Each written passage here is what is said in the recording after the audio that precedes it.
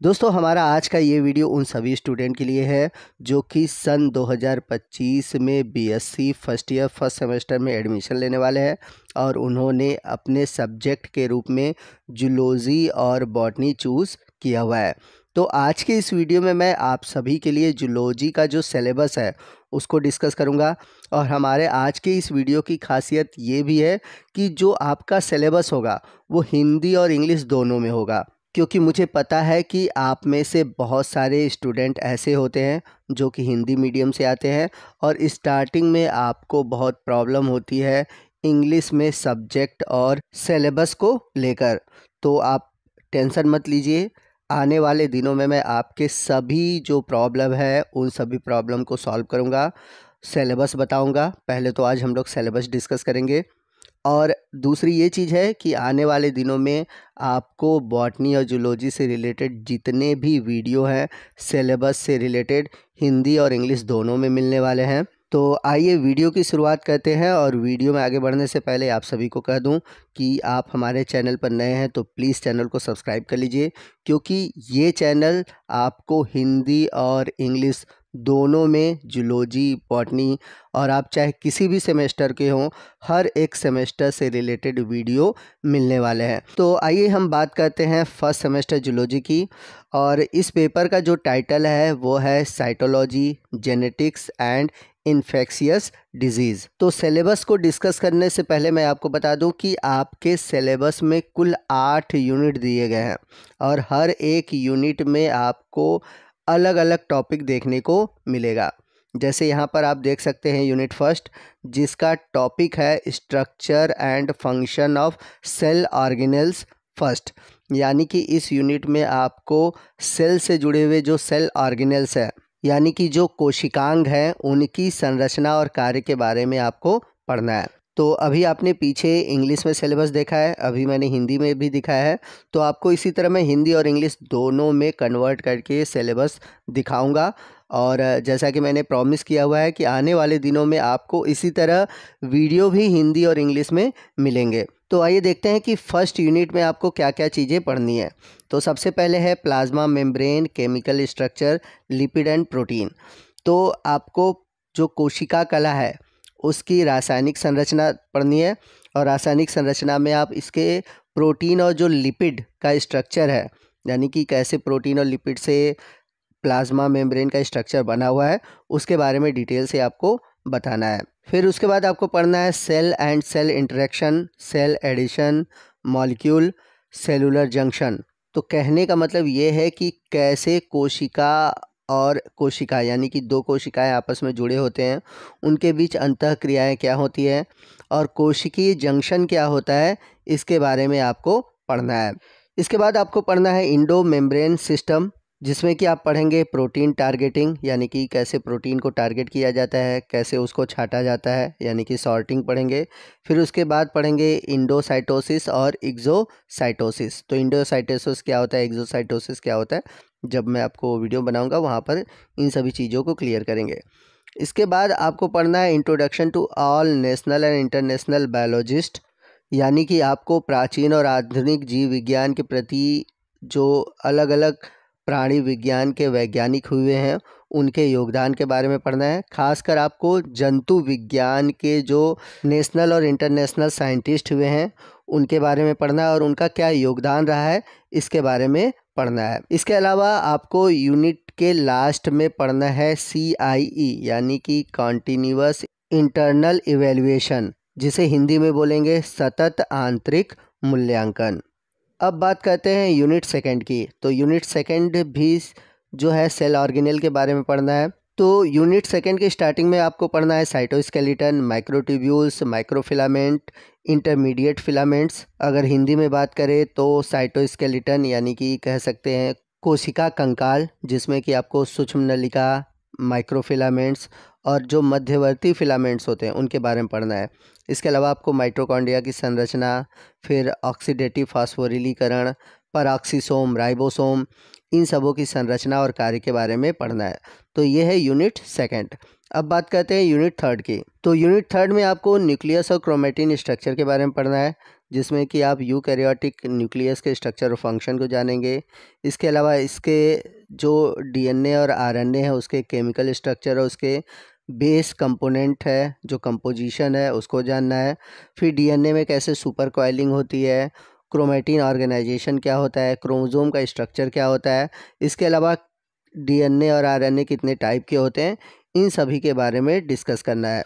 तो यूनिट 3 में आपको क्या पढ़ना है हिंदी में यहाँ पर मैंने दे रखा है।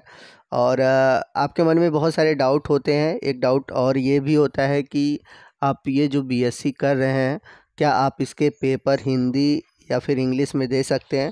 ये बहुत बड़ा क्वेश्चन रहता है आप सभी का। तो अगर आपका ये क्वेश्चन है तो प्लीज़ ये क्वेश्चन ज़रूर कमेंट करिएगा। मैं देखना चाहता हूँ कि आप सभी के मन में क्या ये क्वेश्चन उठता है या नहीं उठता है, और आपके इस क्वेश्चन का मैं ज़रूर आंसर दूंगा। जितना ज़्यादा आपका कमेंट होगा मुझे मोटिवेशन मिलेगा कि मैं इस टॉपिक से रिलेटेड वीडियो बनाऊं, जिसमें कि आपको बताऊं कि आप बीएससी हिंदी और इंग्लिश में दे सकते हैं या फिर नहीं, और किस लैंग्वेज में देना बेटर होगा, उसका क्या बेनिफिट होगा। ये सभी टॉपिक पर मैं अलग से वीडियो बना दूंगा। अब बात करते हैं यूनिट 4 की। तो यूनिट 4 में आपको पढ़ना है सेल साइकिल, सेल डिवीज़न और सेल सिग्नलिंग। ये तीनों ही टॉपिक बहुत इंपॉर्टेंट है। तो अगर हम बात करें सेल डिवीज़न की तो आप सभी ने माइटोसिस मियोसिस के बारे में ज़रूर पढ़ा होगा, तो आपको माइटोसिस मियोसिस पढ़ना है। इसके अलावा सेल साइकिल का रेगुलेशन कैसे होता है, इसके अलावा अलग अलग सरफेस रिसेप्टर है, जी प्रोटीन है, लिंक्ड रिसेप्टर है, जैक स्टार्ट पाथवे है, इन सभी के बारे में पढ़ना है। तो जो भी चीज़ें मैंने इंग्लिश में बताई है वो सभी हिंदी में यहाँ पर दिया हुआ है।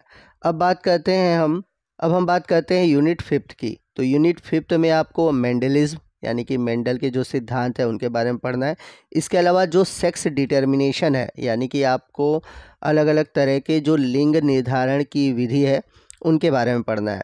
तो मेंडलिज्म में आपको पढ़ना है हेरिडिटरी के बारे में, मेंडल्स लॉ के बारे में, मोनोहाइब्रिड और डाईहाइब्रिड क्रॉस जो हैं, कंप्लीट इनकम्प्लीट जो डोमिनेंस है इनके बारे में पढ़ना है। वही सेक्स डिटर्मिनेशन की बात करें तो genic sex determination, environmental sex determination, इसके अलावा ड्रोसोफिला में कैसे हम सेक्स को डिटरमाइन करते हैं, ह्यूमन में कैसे सेक्स को डिटरमाइन करते हैं, सेक्स लिंक्ड कैरेक्टर क्या है, इन सभी के बारे में आपको पढ़ना है। तो बहुत ही इंपॉर्टेंट टॉपिक है और इस सभी टॉपिक से आपके एग्ज़ाम में क्वेश्चन बनते हैं। तो यहाँ पर आप हिंदी में सिलेबस देख सकते हैं। यूनिट 5 की बात करें, यूनिट 5 में आनुवंशिकता के मूल सिद्धांत, मेंडल के नियम, ये सभी लिखे हुए हैं, आप देख सकते हैं। अब बात करते हैं हम यूनिट 6 की। तो यूनिट 6 जो है वो है extension of Mendelism, gene and environment, यानी कि मेंडलिज्म का विस्तार क्या है, जीन और पर्यावरण क्या है, इनके बारे में जानना है। यानी कि जीन का पर्यावरण के क्या संबंध है, इन सभी क्रियाओं के बारे में हम जानेंगे। तो इसमें आपको पढ़ना क्या है, एक्सटेंशन ऑफ मेंडलिज्म में आपको पढ़ना है मल्टीपल एलील्स, जीन इंटरेक्शन, फिर इसके बाद सेक्स और hereditary, cytoplasmic inheritance, genetic maternal effect, इसके अलावा जीन का और इन्वायरमेंट के बीच क्या इंटरेक्शन है, उसके क्या इफ़ेक्ट हैं, इन सभी टॉपिक के बारे में आपको डिटेल से पढ़ना है। तो यूनिट 6 में आप देख सकते हैं आपको हिंदी में यहाँ पे दिया हुआ है। जो भी चीज़ें इंग्लिश में बताई गई हैं वही सभी चीज़ें यहाँ पर हिंदी में दी हुई हैं। अगर आपको हिंदी सूटेबल है तो आप हिंदी में सिलेबस लिख सकते हैं। चलते हैं अब यूनिट 7 और 8 की ओर। तो यूनिट 7 का जो टाइटल है वो है human chromosome and pattern of inheritance, यानी कि मानव का गुणसूत्र और उसका पैटर्न क्या है और कैसा इनहेरिटेंस होता है, इसके बारे में जानना है। तो इसमें जो सबसे इम्पॉर्टेंट टॉपिक है, पहले ह्यूमन कैरियोटाइप, फिर उसके बाद है क्रोमोसोमल एबनॉर्मलिटी, जैसे कि क्रोमोसोमों में प्रॉब्लम होती है। अब ये जो एबनॉर्मलिटी होती है वो दो तरीके से होती है, एक तो होता है स्ट्रक्चरल और दूसरा है न्यूमेरिकल, यानी कि संरचना में और उसकी संख्या में। तो आप क्लास 12th में ज़रूर पढ़े होंगे, नहीं पढ़े हैं या आपको याद नहीं है तो कोई बात नहीं, जब मैं सभी टॉपिक बताऊंगा तो आपको एकदम बेसिक से बताऊंगा ताकि आप आसानी से इसके बारे में समझ सकें। इसके अलावा है पेडिग्री एनालिसिस, फिर है pattern of inheritance, autosomal dominant, autosomal recessive, x linked recessive, x linked dominant, ये सभी टॉपिक आपको पढ़ने हैं। वहीं बात करें हम यूनिट 8 की, तो यूनिट 8 में आपको इन्फेक्शियस डिजीज़ के बारे में पढ़ना है, यानी कि जो संक्रामक रोग हैं जैसे कि वायरस से, बैक्टीरिया से, कवक से, प्रोटोजोअन से, या फिर जो कृमि है जैसे एस्केरिस है या फिर टेपवॉर्म है, तो इन सभी से जो संक्रमण होता है उसके क्या लक्षण है, उसके रोग चक्र क्या होते हैं, ठीक, उनसे कैसे बचा जा सकता है, तो इन सभी टॉपिक के बारे में पढ़ना है। और स्पेशली आपको दिया हुआ है ट्रिपैनोसोमा, गियार्डिया और वुचेरिया के बारे में। तो यूनिट 8 जो है वो है इन्फेक्शियस डिजीज़। तो इन्फेक्शियस डिजीज़ वाले टॉपिक से भी आपके कई सारे क्वेश्चन बनते हैं। तो दोस्तों ये था हमारा आज का वीडियो, जो कि आपके BSc first year first semester zoology के सिलेबस पर आधारित था। और ये जो सिलेबस है न्यू एजुकेशन पॉलिसी के आधार पर है। आप अपने सिलेबस को देख लीजिएगा एक बार, आप अपने कॉलेज या फिर यूनिवर्सिटी से मैच करा लीजिएगा ताकि आपका कोई डाउट ना हो। और आपको बता दें कि जल्द ही हमारा जो BSc first year first semester का जो बैच है वो स्टार्ट होने वाला है, चाहे वो जूलॉजी हो या फिर बॉटनी। और आपको ये भी बता दें कि अगर आप हमारा बैच लेना चाहते हैं तो जल्द से जल्द हमारे आप चैनल पर जुड़ें, और हमारे चैनल पर आपको इसके बारे में सभी डिटेल मिल जाएंगे। तो आपको आज का ये वीडियो कैसा लगा कमेंट करके ज़रूर बताइएगा। वीडियो अच्छा लगा हो तो प्लीज़ वीडियो को लाइक करिएगा, अपने दोस्तों में शेयर कीजिएगा, और कोई भी डाउट है आप हमसे बेहिचक कमेंट करके पूछ सकते हैं। तो मिलते हैं अगले वीडियो में अगले टॉपिक के साथ। तब तक के लिए जय हिंद, जय भारत।